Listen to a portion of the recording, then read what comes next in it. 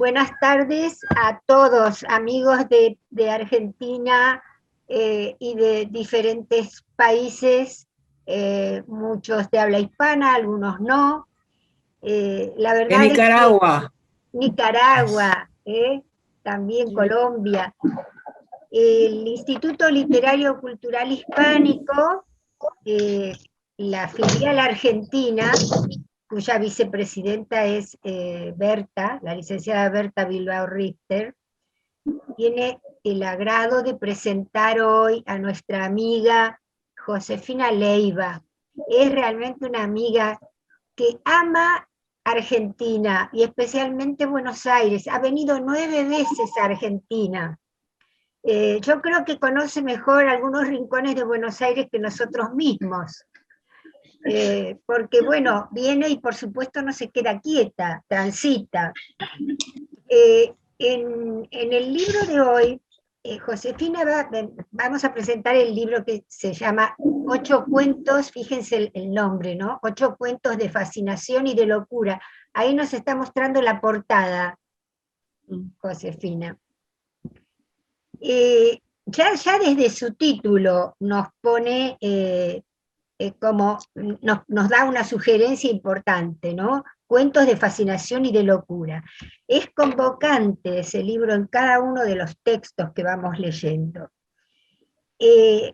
Josefina, que viene de una larga trayectoria novelística, se incorpora, aunque ya ha escrito cuentos, pero este libro es una muestra cabal del dominio que tiene Josefina en el género narrativo cuento especialmente. Tiene una destreza absoluta para convertir el conflicto en lenguaje, una destreza absoluta para dar caracteres, perfiles interesantes a los personajes. Todo tiene un porqué. Ha utilizado la economía del lenguaje que es imprescindible para el cuento, y son cuentos que nos hacen estar permanentemente en estado de alerta, realmente en estado de alerta. Lamentablemente no tienen todos el libro. Cristina Pizarro ha podido leer un cuento, Teresa Palazzo Conti también pudo acceder a algunos cuentos, y bueno, y yo tuve el placer y el orgullo, y te agradezco públicamente, Josefina, por haberme concedido el honor de haberte hecho el prólogo de este libro, que me resultó realmente fascinante, ¿no? Es un libro en el que se atraviesa todas las atmósferas. Estamos ante la inquietud, la pasión, el peligro, la crueldad, lo irreal, la fatalidad, la ambivalencia, la muerte, el misterio, y así podríamos seguir enumerando variados climas por los cuales nos va llevando de la mano la autora. Por eso es tan eh, llevadero leer cualquiera de estos cuentos. Es muy difícil no ceder a la tentación de quedarse leyendo y no levantarse hasta que uno no termina el libro, porque es absolutamente interesante.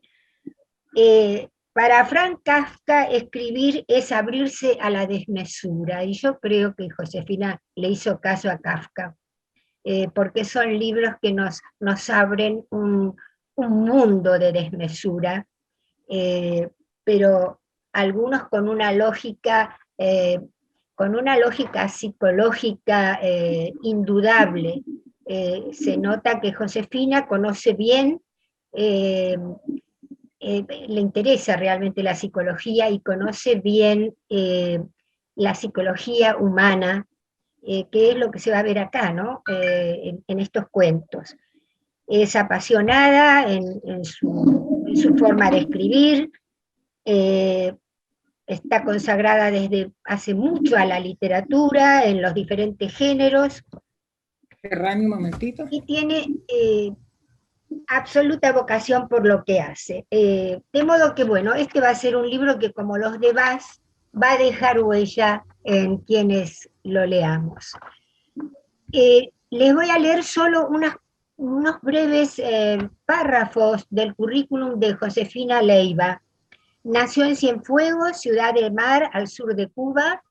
Estudió 2 años de Filosofía y Letras en la Universidad de La Habana y se recibió de Lengua y Literatura francesas en esa misma universidad, donde ejerció como profesora de francés y de literatura en la Facultad de Pedagogía. Allí hizo traducciones simultáneas de profesores universitarios franceses en cursos de posgrado, entre ellos Gilles Ferry, de la Universidad de Nanterre, cerca de París. Dirigió varias tesis sobre literatura haitiana, Fernand Hibert, Jacques-Stéphane Alexis, entre otros, y sobre Ana Karenina como personaje trágico. Ha vivido en Caracas, donde ejerció la docencia y el periodismo, en Madrid y en varias ciudades de Estados Unidos, donde publicó 18 libros entre novelas, poemarios y una biografía. Ha recibido varios premios, como el Alba de América, premio único de novela en el Círculo de Cultura Panamericano de Nueva York, por Ruth, la que huyó de la Biblia, primer premio en el Festival Hispano de Houston, Texas, por La Dama de la Libertad. Sus novelas han sido estudiadas en varias universidades norteamericanas, como el Hunter College de la Universidad de New York, y ha recibido homenajes en St. John's University de New York. En el Círculo de Cultura Panamericano también perteneció, fue presidenta de ese círculo. Actualmente es vicepresidenta de NACAE. NACAE es el National Association of Cuban American Educators, entre otros, ¿no? Bueno, y ha participado en muchísimos congresos internacionales, y bueno, le damos finalmente la bienvenida, y en ella a todos ustedes. Acá me está diciendo, perdón, una pantalla me dice que esta reunión terminará en 10 minutos, cosa que me resulta sumamente rara, porque yo he solicitado con un pago extra tener un tiempo ilimitado en las reuniones. Pero si es así, si en 10 minutos finaliza, volvemos a entrar con los mismos números con los que entramos recién, ¿de acuerdo? Bueno, Josefina, adelante, ahora es todo tuyo el micrófono. Gracias, Graciela. Gracias a todos ustedes por haber venido. Realmente me ha emocionado tanto verlos. Algunos hacía años que no los veía, otros los vi más recientemente, pero todos nos hemos acompañado, hemos estado juntos en distintos países. Y entonces yo quiero agradecer la organización de esta, de esta reunión que para mí es tan grata. Graciela Bucci, y te doy las gracias también por el prólogo, Graciela. Un prólogo realmente muy brillante y muy inspirador. No dejaste nada por decir ni por ver.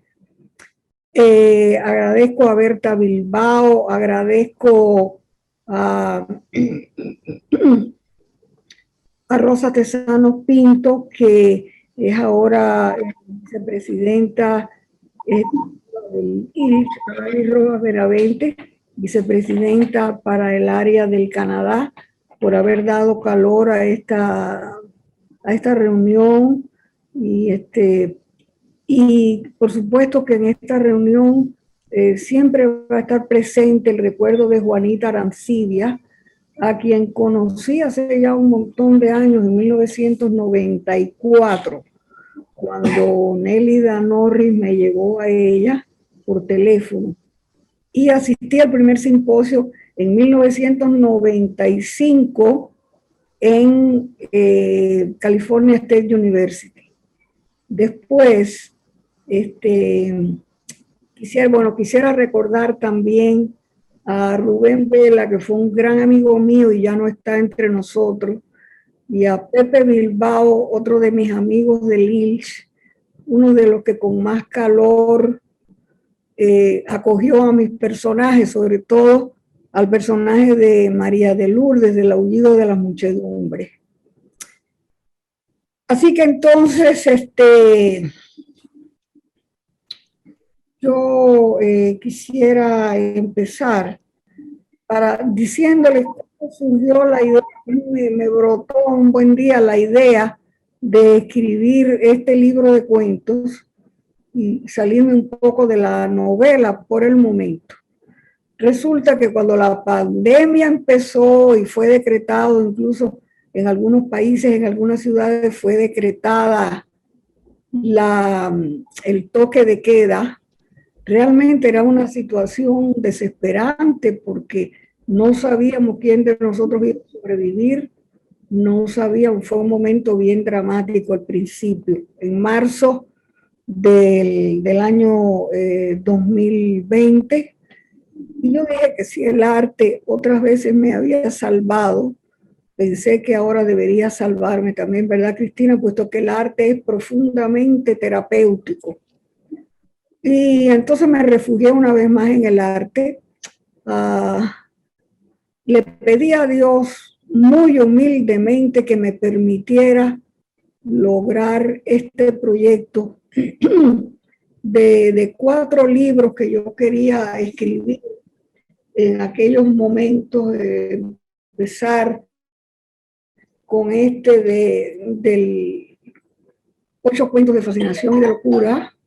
Creo que la portada les dice un poco acerca de esa fascinación y esa locura. Y, y los otros que pensé también escribir, los traje aquí también para mostrárselos a ustedes. Gracias. A ver. Thank you, Mr. Patrick. Pensé que iba a escribir también este libro de Cándida bajo el vendaval, porque yo había hecho un borrador que destruí, partí de cero, y entonces en este libro, quizás la carátula les diga algo, Cándida bajo el vendaval, quizás el título les diga bastante acerca de esta breve novela, breve porque de un tiempo a esta parte yo sentí que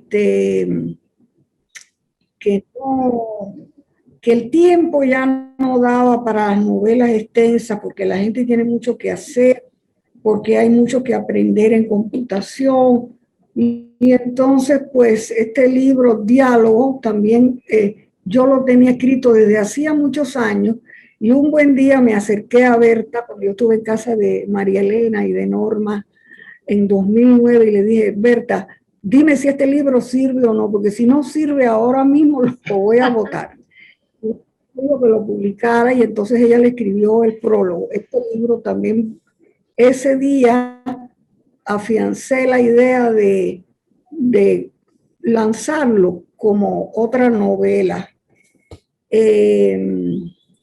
Y entonces,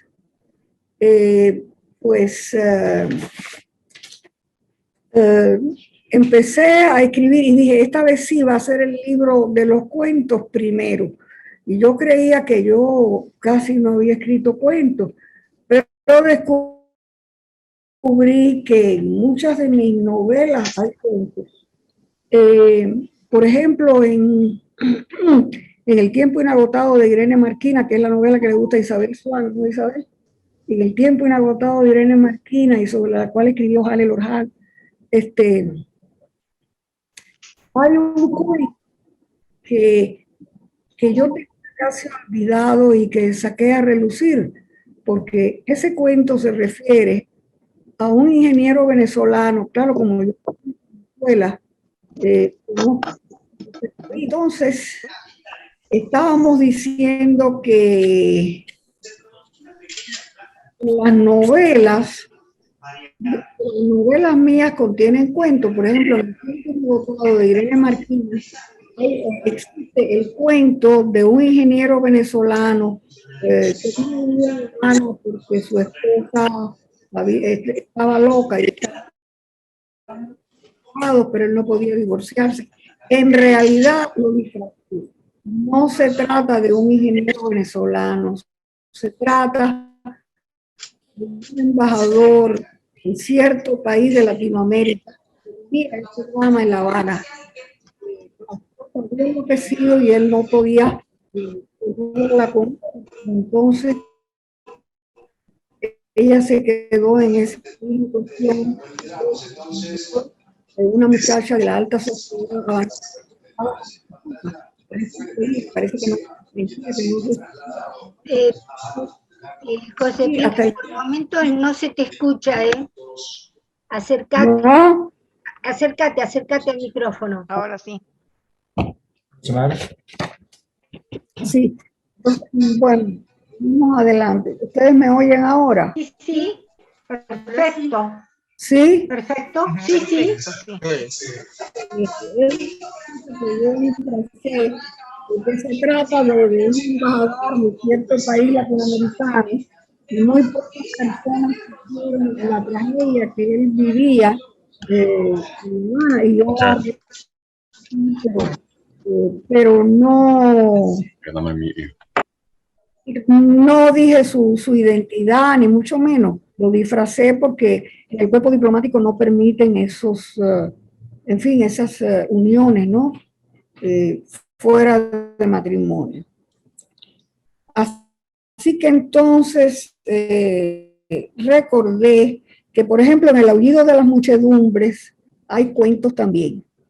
Está el cuento de mi abuelita andariega, que pasó 10 años en España en su juventud, ¿verdad, María Elena? ¿Te acuerdas de eso? Está el cuento de mi bisabuelo sevillano, que vino a radicar a una ciudad del sur de Cuba llamada Santi Espíritu. Y yo los llamé interludios. ¿Saben por qué los llamé interludios? Bueno, déjenme decirle algo antes. Los cuentos que yo he puesto en mis novelas, eso lo tomé de Cervantes, porque ustedes recordarán que Cervantes tiene cuentos del Quijote, la novela del curioso impertinente, que es ajena a la trama. Tiene también partes que están integradas a la trama, como es la historia de Grisóstomo, aquel joven que murió por amor, quizás se suicidó, se sugiere, no se aclara. Y entonces todo el pueblo, cuando lo estaba enterrando, llegó el Quijote que pasaba por ahí, y entonces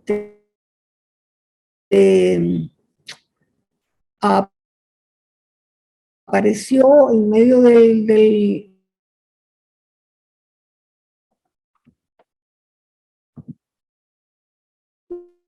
Se fue la voz, ¿no?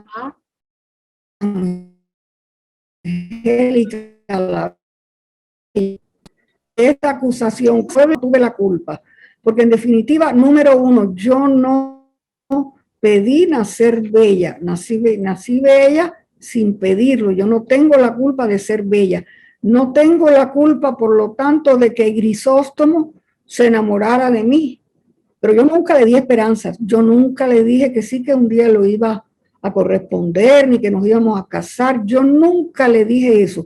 Así que, por favor, exclúyanme a mí de esa acusación. Y entonces el Quijote sacó la espada y dijo que hay de quien se atreviera a ofender a esta señorita, que él la iba a defender. Y ahí es donde está la famosa canción desesperada de Cervantes. Bueno, esos cuentos que yo he puesto en algunas novelas los he llamado interludios, porque me acuerdo de aquella novela de John Galsworthy, El inglés, que es una novela Río. Después veremos lo que es la novela Río, porque estuvo entre mis pasiones escribir una novela Río. Bueno, de Galsworthy, John Galsworthy, la saga de los Forsyth, que es la historia de una familia inglesa en la época victoriana en Londres, ¿no? Y bueno, los llamé interludios porque la palabra interludio, Galgo dividió esta novela en 3 libros y 2 interludios. Los interludios son algo así como intermedios. Esos interludios me sonaron tan lindamente al oído, me parecían una palabra musical. y por eso la incorporé al Aullido de la Muchedumbre, y ahí puse el travieso interludio de las imaguas Ana e Ine, donde yo traté de demostrar la relatividad de la verdad. Ana e Ine eran dos amiguitas mías de cuando yo era muy chiquita, eran jimaguas, lo que ustedes dicen morocho. Y Ana e Ine, a todos nos encantaba tratar de identificar a cada una porque eran idénticas. Pero un día, bajo una manga de viento, que en Cuba llama manga de viento, lo que es tornado en otros lugares, una de esas niñas se cayó en el portal, resbaló con un granizo, se cayó y se dio la frente, y a partir de ahí ya sabíamos identificarla perfectamente. Pero ellas, esas muchachitas tenían, se dejaron crecer el cerquillo para que no pudiéramos identificarla. Yo traté de demostrar ahí la relatividad de la verdad, porque en definitiva llegó un momento en que ya a las niñas las reconocíamos perfectamente, todas sus amiguitas, sin necesidad de levantarle el pelo de la frente a ver quién realmente quién era Ine y quién era Ana. El travieso interludio de las imaguas Ana e Ine. Así que entonces seguí pensando en que si ya yo había escrito cuentos, ¿por qué no abordar un libro de cuentos? Como ya hacía un tiempito que yo lo venía pensando. Y recordé que, bueno, que yo realmente hubiera deseado escribir, no digo que más cuentos, me pareció que 8 era suficiente para demostrar, ya que tienen variedad, creo yo, suficiente 8 cuentos para demostrar de alguna manera variedad de atmósferas, variedad de escenas, variedad de personajes, variedad, eso de clima psicológico, variedad. Yo quería que la variedad presidiera estos 8 cuentos que llamé de fascinación y de locura. Y después vamos a ver un poquito de cada uno. Entonces, con respecto a la novela, que fue mi punto de partida siempre, yo creo que la novela, yo siempre tuve el deseo grande de escribir una novela muy extensa, que fuera eso que en Francia llamaron novela río. La novela río, que nació a finales del siglo XIX y que tenía una extensión enorme y que podía tener elementos sociológicos, filosóficos, psicológicos, históricos. Y fue El oído de las muchedumbres esa novela. Pero después de escribir esa novela fue cuando comprendí que había que ir hacia novelas breves. La novela Río tuvo repercusión en otros países, por ejemplo en Rusia, donde Máximo Gorki dijo que los grandes escritores rusos habían aprendido la novela de los franceses, y repercutió en los hermanos Karamazov, en la Guerra y la Paz de León Tolstói, repercutió en Ana Karenina, y repercutió en Polonia, en Kurowadis, que es una reconstrucción perfecta, bellísima, de la época de Nerón.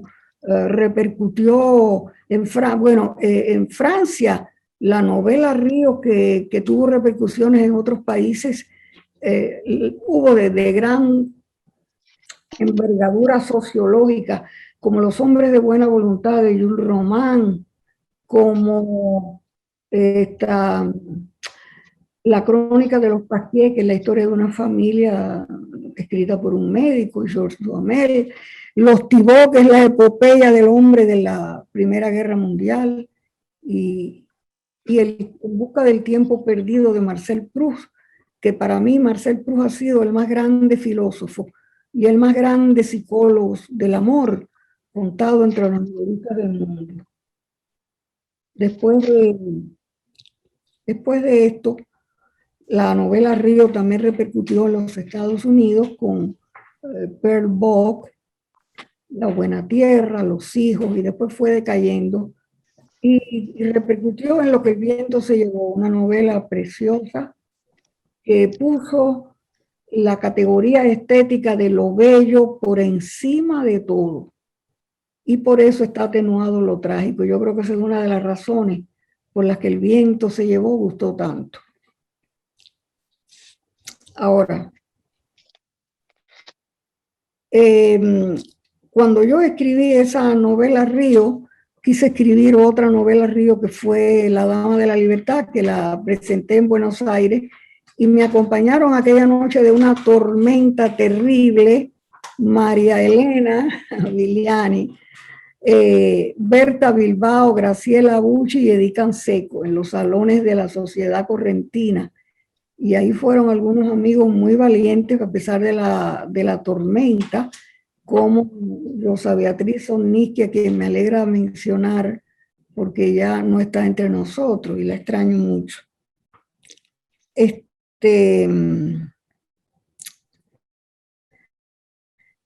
Aquella noche Berta llevó a...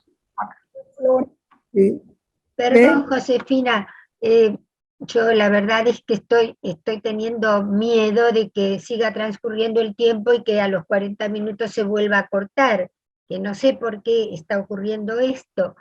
Me gustaría, y después podés seguir hablando de lo que quieras, que acá hay amigas como Cristina Pizarro, Teresa Palazzo Conti, que te quieren hacer algunas preguntas concretas acerca de este libro, de tus 8 cuentos de fascinación y de locura. Cristina, si podés abrir tu micrófono, por favor. Hola amigos, ya nos hemos saludado anteriormente, pero vuelvo a saludarlos en forma oficial después de que Graciela dio apertura y ya escuchándola a nuestra querida Josefina. Tuve la oportunidad de leer La Noche del Circo, querida Josefina, y qué puedo decirte más allá de la magistral de tu prosa narrativa que pone en evidencia lo que ya estuviste contando hace un momento de tus lecturas de las grandes novelas europeas que ya hemos conocido, en tu caso tal vez en su lengua original, en el francés y en otras traducciones. Yo querría preguntarte acerca de la construcción del personaje de Pablo, ese tío de la niña que le prohíbe decirle a su mamá que van a ir al circo. Evidentemente que aparecen temáticas sociales, psicológicas, en un entorno de mucha crueldad y que ya se vio en la novela Ruth, que tuve la ocasión de analizar y presentar en ponencia y está incluida en un libro homenaje a tu obra narrativa, el tema de la perversión. Entonces, ¿de qué manera nos podrías contar, hablar, explicar eso de lo prohibido? Prohibirle a la niña que le diga a la mamá que iba a salir con el tío Pablo y después cuando regresan no le digas nada a tu mamá. Es interesante también destacar cómo vas intersectando la voz del propio trapecista, cuando dicen, lean los 8 cuentos de Josefina Leiva. Aquí hay un guiño, evidentemente, del narrador o de la narradora, que juega en este juego de la muerte y de la locura, que ya está implícito y explícito en el mismo título del libro.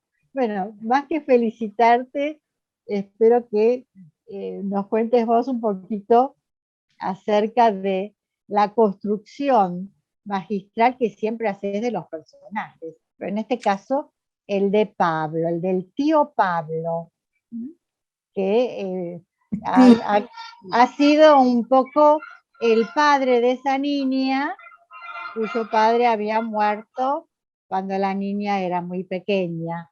Una figura que la niña admiraba por su seducción, por distintas características que llevaban a sorprenderla. Sin embargo, hay un doble juego allí que aparecería después con la cuestión de lo que puede ser el crimen, el perdón o la culpa. Bueno, no quiero explayarme porque podría ser un tema para un escrito y después darlo a conocer, pero en este momento queremos escucharte, Josefina. La noche del circo. Magistral cuento que, como nos has dicho, sigue la línea de los cuentos de El Quijote, que está adentro de otra historia.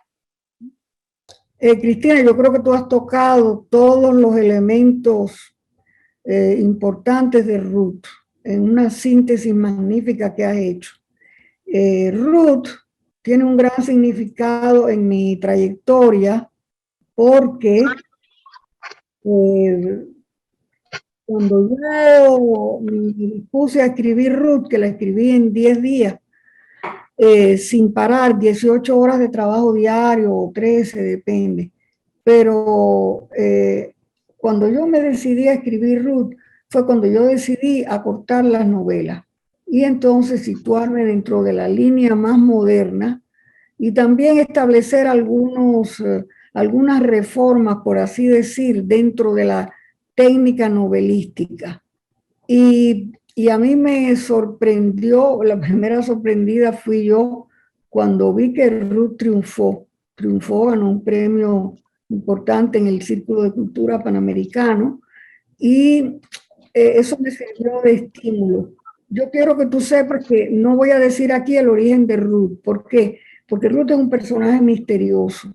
Ruth, me gusta dejarla siempre en el misterio en gran parte, pero sí voy a decir lo que tú sabes, que es un personaje necrófilo, igual que Pablo. Los dos son iguales. Es como si él la hubiera trazado a imagen y semejanza de sí mismo. Y la prosa de Ruth es poética y yo usé mucho en la construcción de Ruth, bueno, dentro de la prosa poética, la metáfora y las comparaciones, ¿no?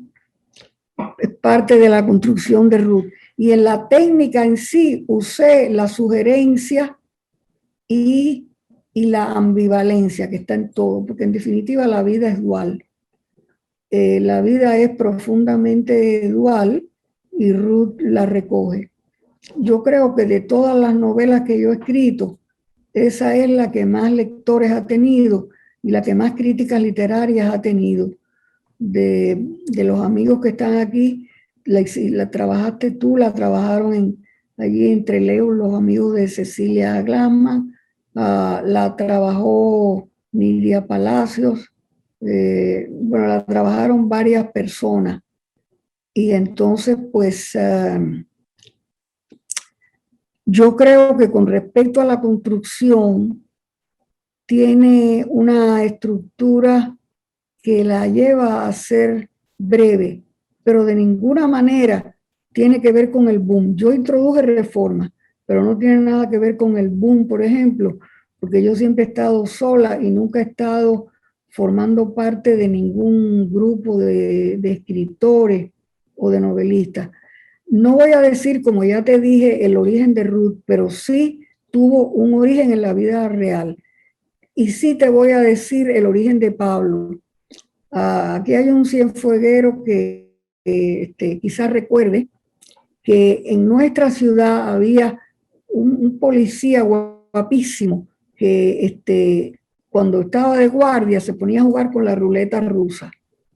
Fíjate que la ruleta rusa es propia, tú que estás estudiando tanta psicología lo sabes, es propia después de todo de un suicida, porque Pablo decía que la muerte es el elemento más bello de la vida.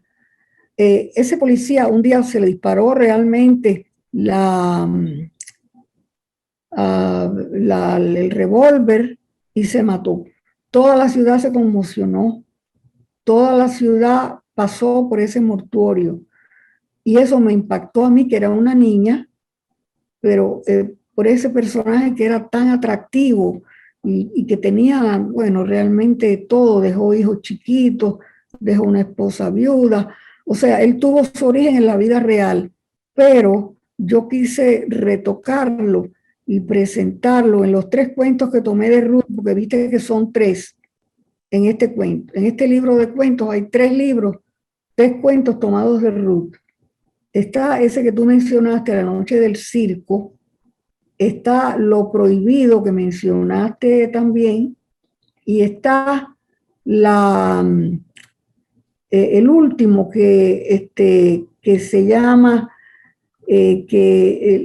La noche de los cuchillos largos, porque es un duelo con el esposo de Ruth, con Pepe. Ellos eran un triángulo, un trío, y lo terrible es que en ese momento el esposo de Ruth, Pepe, que estaba tan celoso de Pablo, descubre por qué Ruth está fascinada con Pablo, porque Pablo es muy superior a él. Pablo es un intelectual sin que nadie lo conoce, nadie sabe quién es, pero su manera de pensar es la de un intelectual. Y entonces esa fascinación por la muerte, ese jugar constantemente a la ruleta rusa, bueno, es propia de un suicida, pero es propia también de, de un hombre fascinante. Él es fascinante para Ruth y para todos.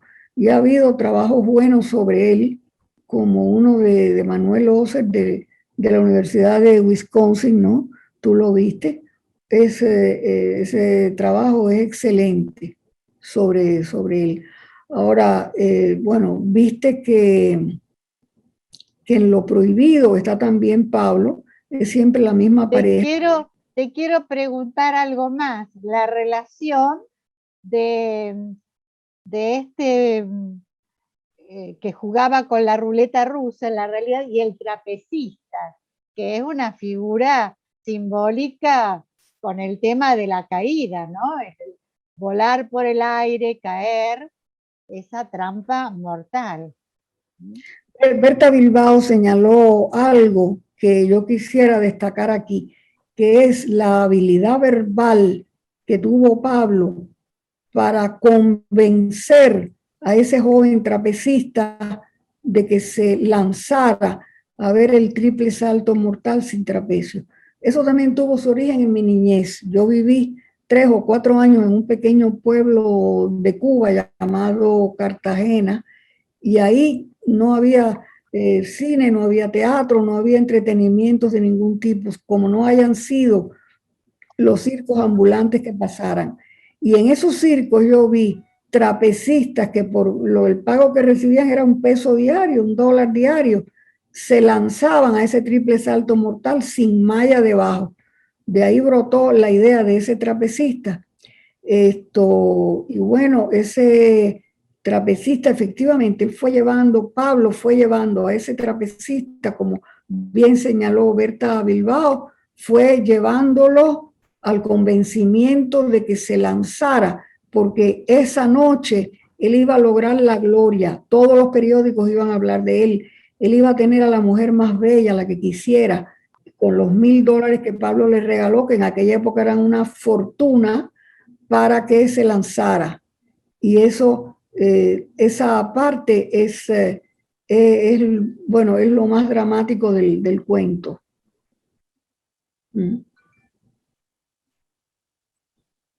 Gracias, Josefina. Seguiríamos hablando contigo toda la noche porque es maravilloso tu relato, tanto cuando lo escribes, tanto cuando lo hablas, porque tu oralidad también es de una excelente narradora. Muchísimas gracias. Gracias, Cristina. Teresa Palazzo Conti también te quiere hacer algunas preguntas, Josefina. ¿No? ¿Qué tal, Josefina? Buenas noches a todos. Un abrazo muy, muy cargado del afecto de tantos años, más de 20 en el ILCH que nos conocemos. Bueno, yo creo que muchas de las preguntas que tuve para hacerte están respondidas. Yo me detuve en lo prohibido, justamente.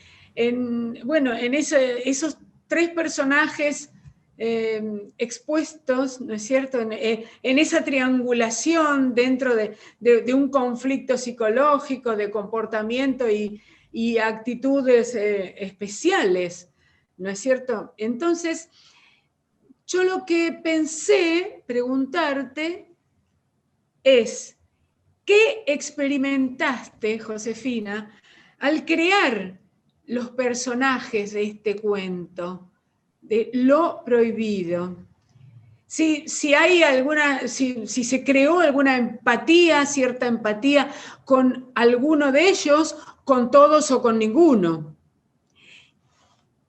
Así que bueno, me gustaría saber eso, qué experimentaste, qué sentiste, cómo fuiste desarrollando ese escenario donde se movían esos personajes, donde se mueven esos personajes.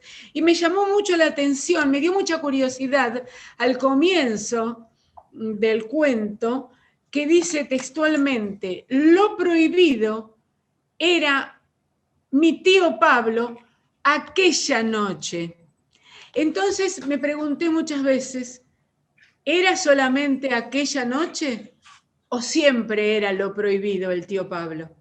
Mira, Teresa, aquí yo dejé muchos, digamos, enigmas dentro de la novela que no quise responder, porque yo creo que el misterio es parte de ellos dos, pero muchas personas incluso me han preguntado que si realmente Pablo, si Ruth fue un caso de abuso infantil. Y yo dije que yo no sé, porque realmente yo no sé lo que pasó entre ellos, no lo sé. Así que entonces yo dejo algunas cosas planteadas para que cada lector piense por sí mismo y las responde. Ahora, ¿qué sentí yo? Yo te confieso que aunque ellos son seres que viven al margen de la sociedad, tengo que realmente, porque viven encerrados, viven en una cápsula llena de misterio, pero yo siempre me he sentido fascinada por ese personaje de Pablo, siempre. Y creo que ese personaje de Pablo es un hombre realmente fascinante como hombre y como personaje. Yo me sentí fascinada siempre por él. Y cada vez que aparece una nueva faceta de Pablo en la novela, que yo lo descubro, me dices qué sentí. Bueno, sentí placer al descubrirlo. Claro. Sentí placer. Me imaginé, me imaginé.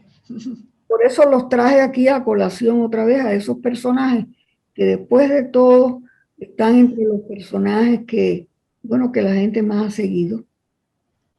Pero Josefina, muchísimas gracias, Josefina. me gustaría, sí. Quiero destacar una sola frase que fue tremenda, ¿no? Es la cumbre de un jugador jugarse a un ser humano.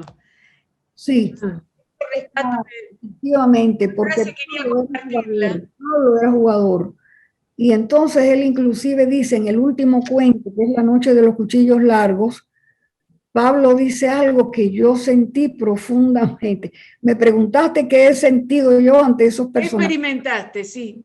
Experimenté que yo también soy una jugadora, porque yo sí soy una jugadora, porque él dice, fíjate lo que él dijo, Pablo dijo que todo ser humano que tiene una aspiración a algo, etcétera, es un jugador. El cirujano se juega en cada operación su prestigio, se juega su carrera, y que el escritor se juega en cada libro también su prestigio, su carrera, ¿no?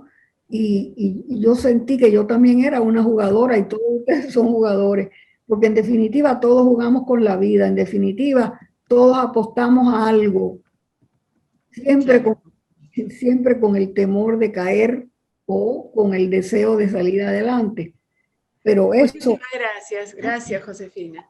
Y es así. gracias. Josefina, yo quería hacerte que una abordaste este pregunta que me tenía, realmente me resultaba interesante, que vos, que sos esencialmente novelista, y te lanzaste a escribir cuentos, que es un género donde se necesita otro tipo de lenguaje en cuanto me refiero a sobre todo a la economía del lenguaje que tiene el cuento.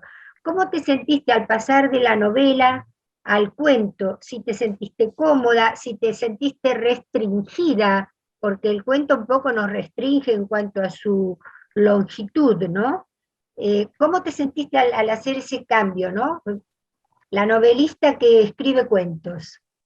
¿Verdad? Pues muchas veces empieza al revés, escribir cuentos primero y de ahí, y después no, ya no. Pero yo nunca me sentí restringida, Graciela. Lo miré como una nueva experiencia que me hizo sentir la plenitud de esa experiencia. No, de ninguna manera me sentí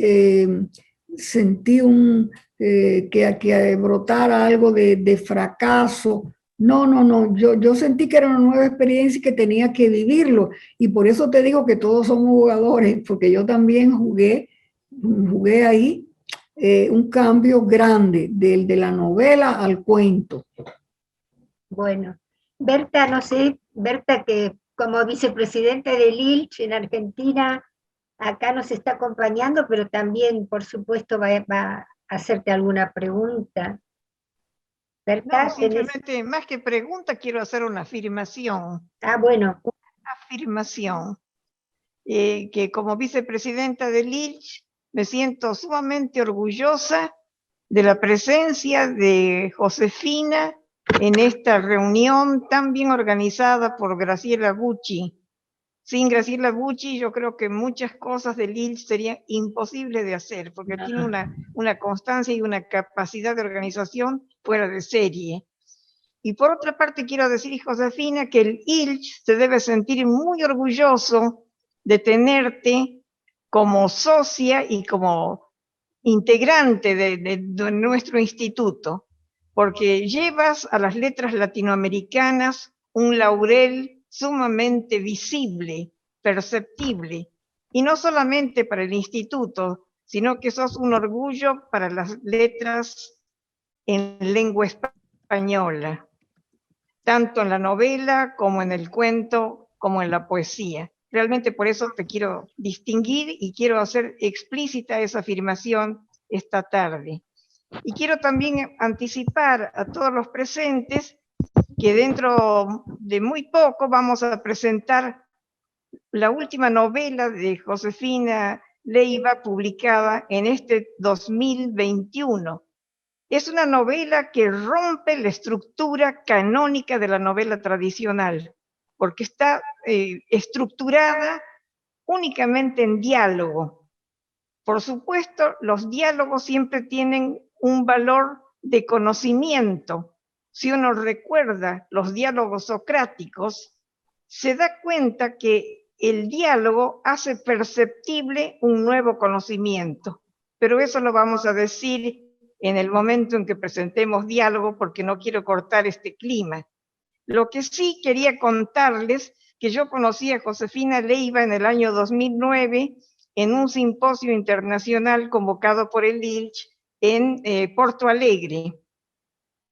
Allí, bueno, yo presentaba un libro de Cristina Pizarro con un grupo de amigas, e inmediatamente trabamos una muy buena relación con Josefina, que había presentado también, me acuerdo, una especie de ponencia sobre José Martí.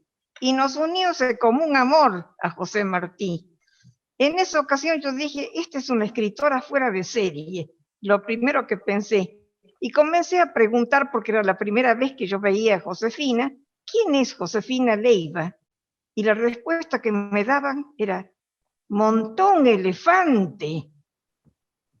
hacía otra vez otra pregunta a otra persona y me decían montón elefante. Entonces eso de montar un elefante me parecía algo que podía ser una metáfora, pero no había sido una metáfora. Era que realmente había montado elefantes, imagínense.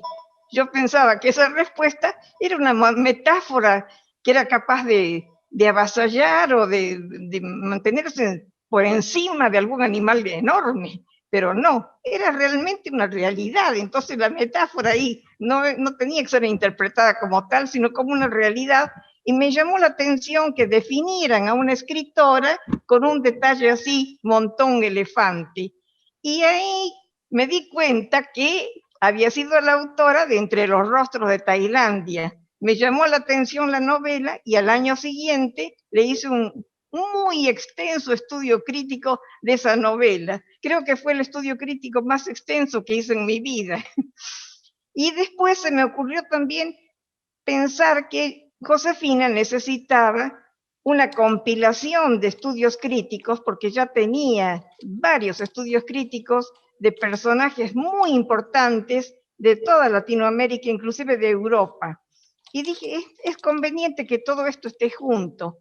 Y hablamos con Josefina y le dije, hace falta que ya a esta altura de tu producción literaria tengas una compilación de estudios críticos, y así surgió El mundo ficcional de Josefina Leiva, y le puse como subtítulo Metáfora de la libertad, porque me parece que en todas las obras de Josefina Leiva se plantea el tema de la libertad en contraposición con la opresión, no solamente en el orden personal, sino también en el orden político. Y eso es lo importante, la relación que hace Josefina a través de toda su obra entre lo personal y lo político-social. Eso me parece que es un gozne sumamente importante que todos tenemos que ver. Y en este libro, El mundo ficcional de Josefina Leiva, Metáfora de la libertad, participan también Cristina Pizarro, Graciela Bucci, María Elena Vigliani de la Rosa y otros argentinos que no me recuerdo en este momento.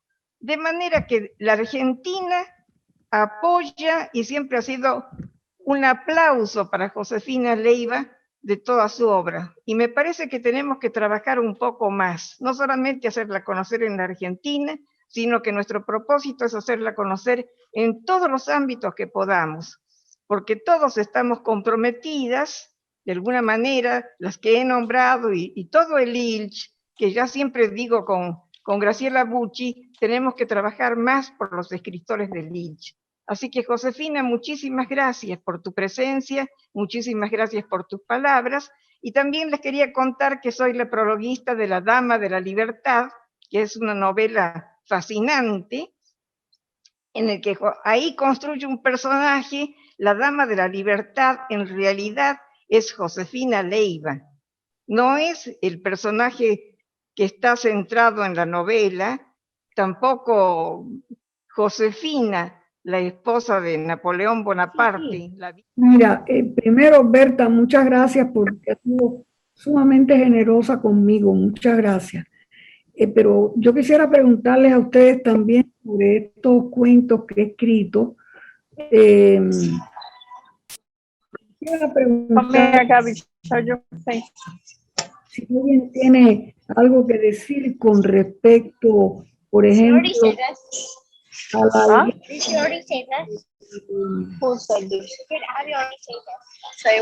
de escribir un cuento que no tiene título, se llama El cuento. Están todos los micrófonos abiertos. ¿Qué piensan ustedes de ese? Close the mic. ¿Alguien de ustedes lo leyó? ¿Tiene Sí. idea? Joche, yo tengo una pregunta para hacerte. Sobre todo, trabajás muy bien la paradoja, ¿no? Cosa que es muy importante en el cuento, la paradojalidad. Está en muchos de tus cuentos, pero especialmente en el cuento sin título, la paradoja es brutal y nos conduce a un final inesperado, contradictorio, ambivalente, muchas de las cosas que nombraste vos hace un rato. ¿Qué nos podés decir de eso, de ese cuento sin título, en el cual de alguna manera nos estás comprometiendo a los lectores para que seamos parte de ese cuento y nosotros mismos coloquemos el título? Es una especie de pacto que haces con el lector, un pacto silente, ¿no? Sí. Sí, Graciela, no le puse título por eso, ese es el objetivo, tú lo descubriste, que el lector le dé título a ese cuento según lo haya visto, lo haya sentido y lo haya interpretado. La paradoja de la vida es donde se refleja, es en Ruth, la que huyó de la Biblia. La paradoja de la vida es uno de los fundamentos, de los principios de la vida. Y en Ruth está expuesta más que en otros libros. Yo creo que el budismo es una filosofía muy conceptual. No voy a extenderme aquí. No soy budista, pero sí tuve que estudiar lo que pude de budismo para escribir Entre los rostros de Tailandia, porque sin estudiar budismo no hubiera podido entender la mentalidad del individuo de lo que entonces se llamaba Siam y después se llamó Tailandia, ¿no? Pero la primera noble verdad del budismo, y tiene 4, la primera noble verdad del budismo es que la vida es dolor. Yo creo que precisamente el dolor nace de esa paradoja. Si precisamente este mundo, este universo ha sido creado sobre la base de que existen el bien y el mal, ya es la primera paradoja, y tantas otras paradojas que hay en la vida. Yo creo que la paradoja es un elemento importantísimo de la vida y creo que está presente en muchos de esos cuentos, está presente. Así que yo lo creo profundamente. La paradoja está en la vida de Pablo, de Ruth, está en el aullido de las muchedumbres, el bien, el mal, la idealización, la negación de todo. En fin, que creo que la paradoja es una de las bases que conforman la vida, tanto desde el punto de vista ideológico como en el sentir de la gente. Y en La noche de los cuchillos largos también está la paradoja. Fíjate tú que el hecho mismo de que Pepe descubra a Pablo a través de lo que Pablo va diciendo, que es realmente un monólogo. Tú decías que eso se podría representar en teatro. Bueno, Norma Alarcón presentó en teatro ya Cuentos míos, dirigida por Edelmiro Menchaca, ¿no? Aquí también yo creo que en La noche de los cuchillos largos hay paradoja. El hecho mismo de que Pepe descubra, el esposo de Ruth, que Pablo es un hombre fascinante y que él, que es un simple comerciante, nunca había conocido a un ser humano tan seductor, porque Pablo ha vivido ajeno por completo a la vida intelectual. Bueno, y ahí hay una paradoja. Hay paradoja en muchas cosas y creo profundamente que es inevitable la paradoja de la vida. Yo creo que eso únicamente podrá dejar de existir cuando el ser humano se haya espiritualizado tanto, y esa es la meta del yoga y del budismo, que el ser humano se haya espiritualizado tanto que haya alcanzado la realización espiritual. Solo en ese momento podremos trascender, por así decirlo, la paradoja de la vida. Solamente en este momento, pero para eso faltan miles de años. Bueno, gracias, Josefina, por todas tus explicaciones. Vuelvo a pedirles perdón por estos cortes, sinceramente me apena muchísimo. No sé si alguien del público, de los participantes, le quiere hacer alguna pregunta a Josefina. Sé que no es fácil porque no han tenido el libro en sus manos, cosa que yo tuve el placer de tener. Acá lo veo a Norberto Barleán, que quiere hacer algún comentario. Norberto. Sí. Bueno, felicitaciones, Josefina, en primer lugar. La pregunta es la siguiente. Vos hablás de la paradoja de la vida. Ahora bien, te pregunto, ¿la vida no es una paradoja? ¿no? Parece un contrasentido, pero ¿cuál es tu opinión? Y que sí lo es, la paradoja está presente en todo, presidiendo la vida, ¿cómo no? Bueno, gracias. Gracias a Es la usted. vida, es la vida misma, digamos. La vida misma. Cecilia Nos perfora por Glanzman. todos lados. Gracias. Yo creo que la vida tiene una esencia. Creo que esa esencia misma es la paradoja. Y yo no creo que haya sido, yo no, mira, este es el problema de la esencia y la existencia. Yo no creo que la existencia preceda la esencia. Yo creo que cuando nosotros nacemos ya estamos predeterminados por un Dios, estamos predeterminados para sostener una conducta determinada que, si ustedes quieren, de manera sencilla está reflejada ahí en los 10 mandamientos, la ética, ¿no? Es decir, que yo no creo que primero existamos y después descubramos cuál es nuestra esencia. Yo creo que cuando nacemos ya la esencia está predeterminada, pero esa esencia ya trae en sí la paradoja, porque si no, no existiría el mal, solamente el bien, y existen el bien y el mal. Y dicen los grandes maestros de la vida espiritual que el bien y el mal, bueno, existen porque tiene que ser así para el desarrollo del ser humano, porque tiene que haber una escogencia del ser humano, porque el ser humano tiene que escoger el bien o el mal, practicar el bien. Si practica el mal, ya sabe, está muy expresado todo de manera muy sencilla en aquellas palabras de Buda. Repito que no soy budista, pero respeto, está bien, está bien. Respeto el budismo. Buda dijo, haz bien y recibirás bien, haz mal y recibirás mal. Entonces ahí están el Dharma y el Karma, que son elementos fundamentales de la vida. El Dharma es lo que debe ser. Perdón, eso se da también en otras religiones, ¿no? Claro. Haz bien y recibirás el bien. Obviamente, sí, sí. Obviamente. Gracias, Josefina. Gracias a ti, Norberto. Gracias por haber venido y gracias por tu pregunta. Bueno, no, por favor, no quisiera que esto se corte. Si hay alguien que le quiera hacer algún comentario más a Josefina, algún amigo de acá de Argentina o de afuera.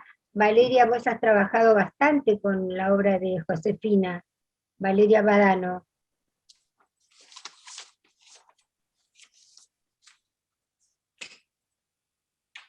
No tenés micrófono. Voy a apagar. Estás muteada. Estás muteada. No se oye. Yo no oigo, no. Nada más, sí te oigo, Graciela. Oí muy bien a Norberto, pero sí, no. pero Valeria está con el micrófono apagado.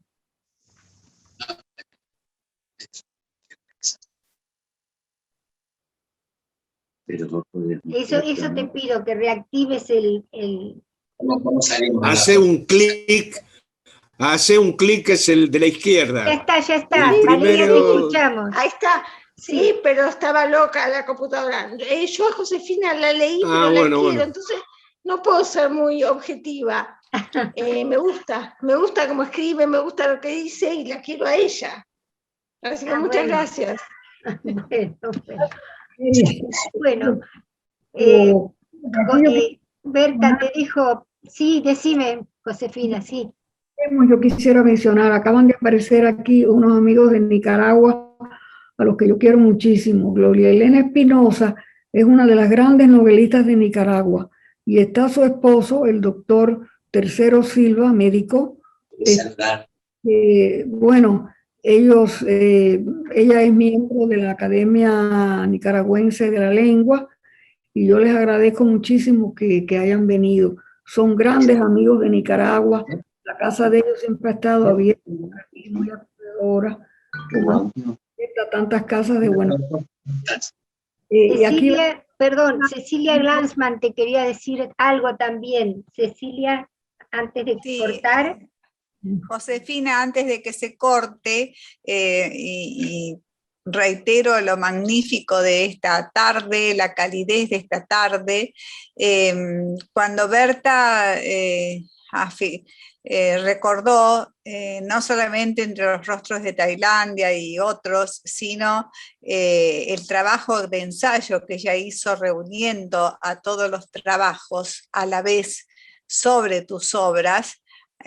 Yo sé que te acuerdas que hice un trabajo que se publicó en Alma de América, que me dijo Berta, eres ensayista de ensayistas, porque ahí me metí mucho más en toda tu obra con respecto a los lectores tuyos y estudiosos tuyos de tu obra. Yo soy una enamorada de tus obras, lo sabes, y te quiero muchísimo. Gracias, Cecilia. Siempre has sido una gran amiga. Hola. Ya el mío a Trelew fue precioso. Entre las cosas pequeñas que aprendí en Trelew, aprendí a beber mate, que me encanta. Y entonces, las cosas grandes, pues la amistad tuya, de tu esposo, de los amigos de tu grupo, del maestro de yoga, dile al maestro de yoga que él va a aparecer en la novela Diálogo. Va a aparecer en una carta. Le voy a decir a Isidro. No. Está Daniel Nava, de la ciudad de Azul, profesor de teatro, y es también un gran actor. Les agradezco mucho que hayan venido. Daniel, muchas gracias. A ver qué más. Quisiera saludar. Hola, Josefina. Nuri también está acá. Quería hacer un comentario, Nuri. Sí, no, más bien quisiera saludarla, realmente felicitarla por esta nueva obra y bueno, siempre valorando todo lo que ella ha hecho, lo que nos ha entregado, lo que nos ha dado, y bueno, lo mejor, y gracias por este día también. Un beso enorme. Bueno, María Paula Mona Ruiz. María Paula. Sí, ahí me pude desmutear.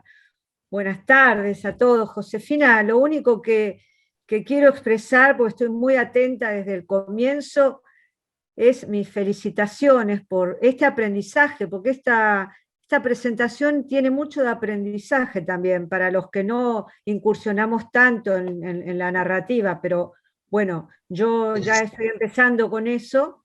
Y bueno, quiero felicitarte por este nuevo libro, por esta invitación, por todo lo que dijiste y por todo lo que sos, por sobre todas las cosas.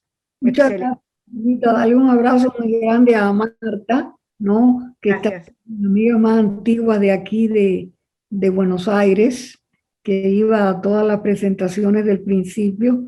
Y de verdad que estoy muy agradecida de todos ustedes. Si quieren preguntarme algo más, yo con muchísimo. Si no, hola, Josefina. Hola, Josefina. Daniel Navas, ¿cómo estás? Sí, te habla Edelmiro en este caso. Edelmiro. Estamos conectados con Daniel y lamentamos mucho que recién nos pudimos conectar. Ajá. Pero de cualquier manera lo que queríamos era saludarte, felicitarte por este nuevo trabajo y bueno, mandarte todo mi cariño y el recuerdo que siempre has dejado acá, tanto en Buenos Aires como cuando visitaste la ciudad de Azul, acá en la provincia de Buenos Aires. Así que me alegro muchísimo de verte bien, y me parece que para sortear estos difíciles momentos, lo mejor es crear y mantenerse activos, porque esto es lo que nos da la esperanza de que pronto podamos reencontrarnos. ¿Cómo no, Edelmiro? Yo te doy las gracias por haber dirigido a Norma Alarcón en la presentación de poemas míos que llevaron juntos a la escena. Tú la dirigiste y ella los actuó. Y les agradezco mucho aquella visita tan linda a Azul, una ciudad preciosa con una catedral gótica bellísima. Y la sala que ustedes han creado allí de teatro, todos los alumnos que tienen, es maravillosa la obra que ustedes han hecho. El teatro de Gloria Elena Espinosa, mira, la novelista de Nicaragua, ella siempre ha hecho teatro y siempre le ha gustado muchísimo. Gloria Elena ha escrito grandes novelas y de verdad me gustaría que en algún momento ustedes se pusieran en relación con ella y su esposo y a lo mejor representan alguna escena de ella o algo así ahí en su sala teatral. Sería muy interesante. Con todo gusto, Josefina. Me encantaría que cualquier persona, sobre todo nosotros, nuestro espacio está dedicado fundamentalmente al teatro, pero también por ser un centro cultural damos cabida a todas las expresiones artísticas. Así que con todo gusto, para tus amigos, nuestro espacio está disponible y ojalá que en algún momento cuando vienen a la Argentina, nosotros en Azul estamos simplemente a 300 kilómetros de la ciudad de Buenos Aires, así que es una posibilidad de tomar contacto. Gracias, Edelmiro, gracias. Me alegra muchísimo. Berta, si querés dar por finalizada la reunión. Podríamos ir pensando en un cierre para que no sea demasiado prolongada esta reunión. Agradecerles a todos los presentes porque estamos en un momento en que necesitamos fortalecer el ILCH, fortalecernos como escritores y tratar de ayudarnos mutuamente. Así que yo les agradezco la presencia y todos los estudios que puedan hacer sobre la literatura y ayudarnos recíprocamente. Que en cuanto podamos recuperar esta mala situación de la pandemia, podamos tener a Josefina en Buenos Aires, no solamente para hacer una presentación, sino para que dé un curso sobre sus novelas. Así que, Josefina, muchísimas gracias por todo el aporte que has hecho a las letras y por toda la ayuda que has brindado al Instituto Literario y Cultural Hispánico. Muchísimas gracias también, Graciela, como siempre. Gracias, enormes gracias. Y a todos los concurrentes, muchísimas gracias. Buenas noches. A todos. Josefina, mil gracias por haberte prestado a acompañarnos en esta tarde. Realmente fue placentero escucharte. También fue una tarde de aprendizaje. Noto que es una tarde de aprendizaje porque no te limitaste solamente a hablar de tu libro de cuentos, sino que lo hiciste en forma mucho más amplia, incluyendo también tus novelas, algunos de los cuales de quienes estamos acá ya hemos leído.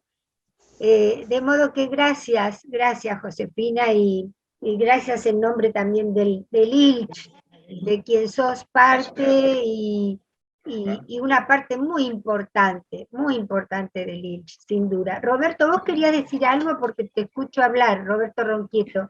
No, el que estábamos comentando, lamentablemente con Carlota no pudo participar en todo el evento maravilloso, no, pero ha sido realmente... Bueno, no pude participar porque tenía un compromiso muy exigente de estar en otro evento académico. Lo que le estábamos comentando, que ha sido realmente extraordinario, excelente, puse un mensajito donde realmente nos has iluminado la tarde y realmente la creatividad y nos has enriquecido muchísimo con tu palabra, Josefina, y esperamos tenerte pronto y los aportes de los demás también. Muy, muy enriquecedor. Muchas gracias por este esfuerzo conjunto. Gracias, Roberto. Yo quisiera decir algo antes de irme. Yo quisiera decir que la Argentina, para mí, lo mismo que Nicaragua, son países que ahí está mi patria espiritual, porque en la Argentina es doloroso que se haya dicho que van a hacer los argentinos. Pero si aquí hay talentos de todo tipo, mira, y el teatro, ustedes tienen poetas magníficos, ustedes tienen escritores, ustedes tienen una vocación por la cultura. Mira, Valeria va a dar una crítica de arte excelente, de literatura. Tienen magníficos profesores universitarios. ¿Cómo se va a decir que en la Argentina qué pueden hacer ustedes? Ustedes han hecho mucho, mucho y sin recursos. Han hecho muchísimo por esa vocación que tienen ustedes por la cultura, por ese amor, ¿verdad?, a los libros, porque son grandes lectores y porque yo los necesito, y de igual manera necesito a la gente de Nicaragua, necesito a amigos de Colombia como Karina y su mamá, que siempre estaban en mi Facebook. En fin, yo creo que eso es injusto decirlo. Yo quiero afirmar todo lo contrario. La Argentina, Nicaragua, son países, son pueblos que tienen gente de grandes valores y ahí dan cabida a toda persona que quiera hacer algo. Donde me han leído lo que yo he escrito con más cariño que aquí entre ustedes. Como les dije el otro día, he aprendido de ustedes mucho. En lo pequeño aprendí a beber mate, que me encanta, siento que tomar mate, pero la verdad, ustedes son gente tan cariñosa, tan llena de buenas cosas por dentro, tan interesantes, todo, créanmelo. Ustedes tienen mucho que ofrecer al mundo, tienen mucho que ofrecer, y aquí en América Latina, muchísimo.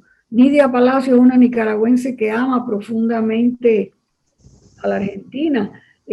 No tengo más que decirle que cuando yo me enfermé ahí bajo la pandemia, me llevaron María Elena y Luis para su casa, me atendieron, me cuidaron con un amor y nunca temieron que yo tuviera realmente ese virus y que lo fuera a contagiar.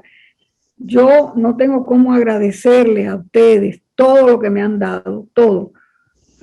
No tengo cómo agradecerlo y quisiera que Jorge dijera algo antes de irse. Jorge Talia Pietra. Jorge, que ha puesto música a varios de mis poemas. Se lo agradezco de corazón.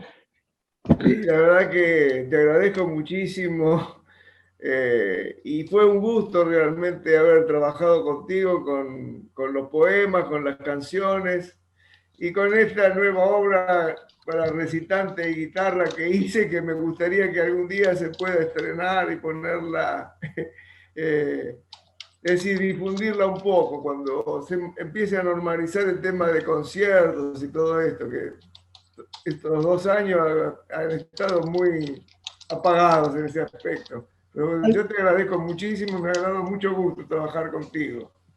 Y a mí contigo, Jorge, son como hermanos. Y yo tengo muchos hermanos ahí en ese país tan querido, muchos, igual que en Nicaragua, igual que en Colombia. Tengo en Colombia gente que tiene hermanos en Chile. En América Latina, es nuestro continente, como decía Martín, nuestra América, es nuestro mundo. Y cuando yo leo un cuento de Borges, yo me encanto con la profundidad de Borges y por eso me dediqué una parábola, la parábola del mago y el poeta. Quiero que mi admiración, mi devoción por ese hombre de tan alto pensamiento, de tanta honestidad como persona. Quiero que eso quede aquí entre ustedes. Aquí veo a Josephine Lemos, una amiga muy querida de Los Ángeles, que es mexicana. Yo estuve en Baja California Sur y aquello es precioso. Recuerdo a Rubén Sandoval y a los amigos que allí dejé, a Leticia, a la hermana de Rubén. México nos dio una acogida muy, muy linda. muy linda. Josephine, gracias, la misma que me has dado cuando he estado en tu casa. Me alegra mucho que hayas venido. Un abrazo a tu esposo. Gracias, gracias. Te queremos mucho igualmente. Todos estamos contentos y felices de que tengas un nuevo libro y te apoyamos 100%. Gracias, gracias. Bueno, a Deyanira y a Valeria un besito y yo les voy a mandar el libro, dile. Perfecto. Me dijeron que podía volver allá, así que un día de esto voy a volver. Gracias, Josefina. Gracias. También. Hasta siempre. Los despido a todos. Gracias un abrazo. por habernos Gracias, Josefina. A todos. Un abrazo grande. Hasta pronto. Hasta el próximo encuentro. Gracias, próximo Berta, encuentro. Graciela, Josefina, todos. Un abrazo a todos. Hasta luego. Un abrazo fuerte. Gracias, gracias. Una cubana que se llama María Elena, que vino a acompañarme también, acompañarnos a todos. Ah, bueno. Ella se ha interesado en los libros.